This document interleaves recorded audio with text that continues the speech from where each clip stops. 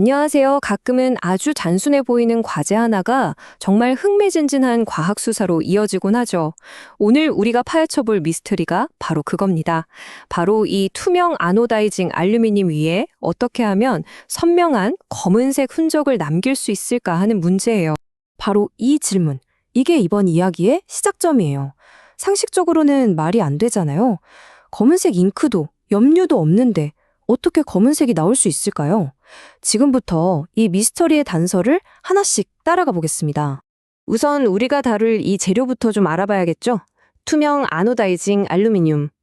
이건 기본 알루미늄 위에 전해 공정으로 아주 단단한 산화 알루미늄 막을 씌운 건데요.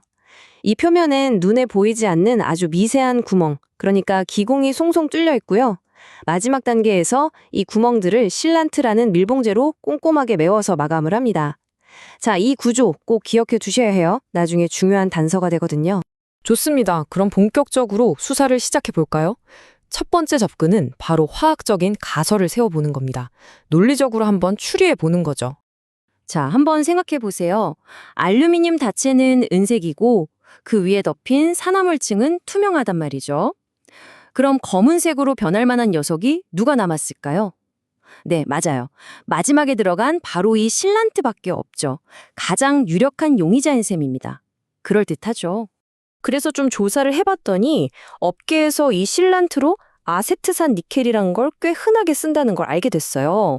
아하, 여기서 첫 번째 가설이 딱 떠오르는 거죠. 만약에 말이죠, 레이저로 살짝 열을 가하면 이 아세트산 니켈이 화학 반응을 일으켜서 완전히 다른 물질, 그러니까 산화 니켈이란 걸로 변하는 게 아닐까 하는 가설이요. 그럼 산화니켈이 대체 뭐냐고요? 놀랍게도 이 녀석이 바로 녹색에서 검은색을 띠는 화합물이라는 겁니다. 와, 딱 맞아떨어지는 거죠. 모든 퍼즐 조각이 제자리를 찾은 것 같았어요. 드디어 범인을 찾았다. 이 가설이면 모든 게 설명된다. 이렇게 확신했죠.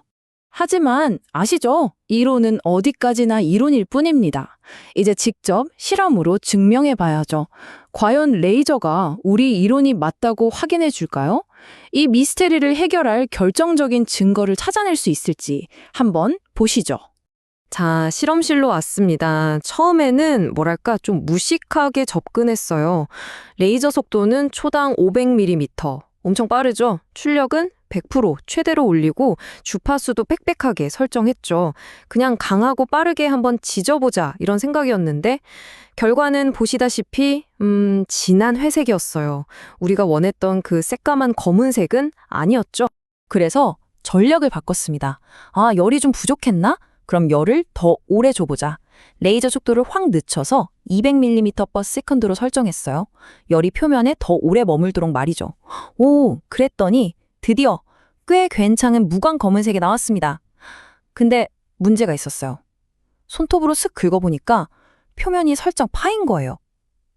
아, 이건 재료에 손상을 준 거잖아요. 완벽한 마킹은 아니었던 거죠. 그래서 이번엔 출력을 50%, 20% 이렇게 낮춰봤죠. 그랬더니 손톱 테스트를 통과했어요. 표면이 거의 파이지 않고 부드럽게 마킹이 됐거든요. 근데 아쉽게도 마크 색깔도 다시 연한 회색으로 돌아가 버렸습니다. 와, 재료 손상 없이 완벽한 검은색을 만드는 그 황금 비율을 찾는 게 정말 아슬아슬한 줄타기 같더라고요. 그런데 진짜 문제는 여기서부터였어요. 수사가 완전히 미궁에 빠지기 시작합니다. 왜냐하면 똑같은 설정으로 다른 알루미늄 조각에 테스트를 했는데 결과가 다 제각각인 거예요. 어떤 건 검은색, 어떤 건 회색, 심지어 보는 각도에 따라 색이 막 변하기도 하고요. 여기서 딱 깨달았죠. 아, 이건 레이저 설정만의 문제가 아니구나. 우리가 지금 다루고 있는 이 재료 자체가 매번 다른 말을 하고 있구나 하고요. 수사가 정말 완전히 막혔다고 생각한 바로 그 순간, 진짜 전혀 예상치 못한 곳에서 결정적인 증언이 나옵니다. 이 한마디에 우리가 그동안 쌓아올렸던 모든 가설이 그냥 와르르 무너져 내립니다. 도저히 답이 안 나와서 제 부품 아노다이징 처리를 해주시는 분을 직접 찾아갔어요. 그리고 다짜고짜 물었죠. 혹시 실란트로 아세트산 니켈 쓰세요? 그랬더니 그분이 뭐라고 하셨는지 아세요? 아니요, 우린 그냥 끓는 물 쓰는데요. 네? 끓는 물이요? 보세요. 상황이 180도 바뀌어버렸습니다. 우리가 가장 유력한 용의자로 지목했던 그 아세트산 니켈은 애초에 범행 현장이 있지도 않았던 거예요. 와, 정말 허무했죠. 확인되지 않은 가설 하나 믿고 수사 전체를 끌고 왔던 겁니다. 이제 모든 건 원점이에요. 자, 모든 가설이 무너진 이 잿더미 위에서 이제 우리는 완전히 새로운 시각으로 사건을 다시 봐야 합니다. 진짜 비밀은 밖에 있는 첨가물이 아니라 처음부터 이 재료 그 자체에 숨어 있었던 거죠. 자, 그럼 이제 새로운 질문이 생겼습니다. 아세트산 니켈이 범인이 아니라면 도대체 뭐가 이 멀쩡한 알루미늄을 검게 만드는 걸까요? 진짜 미스터리는 이제부터 시작입니다. 여기서 새로운 용의자가 수면 위로 떠오릅니다. 바로 만간이에요. 대부분의 알루미늄 합금에는 아주 소량 0.5에서 1% 정도의 만간이 포함되어 있거든요. 그래서 최종적으로 나온 이론은 이겁니다.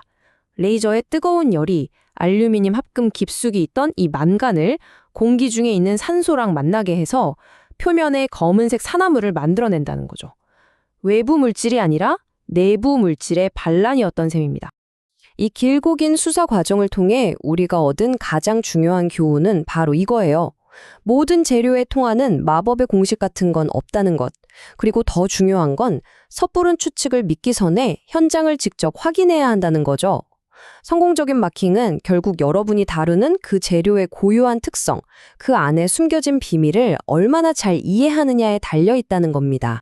결국 이 미스터리를 푸는 과정은 우리가 당연하게 생각했던 재료의 속을 깊숙이 들여다보는 그런 여정이었어요. 그리고 이 경험은 우리에게 또 다른 질문을 던져줍니다. 우리가 매일 보고 만지는 이 수많은 재료들 속에는 또 어떤 놀라운 비밀들이 우리를 기다리고 있을까요?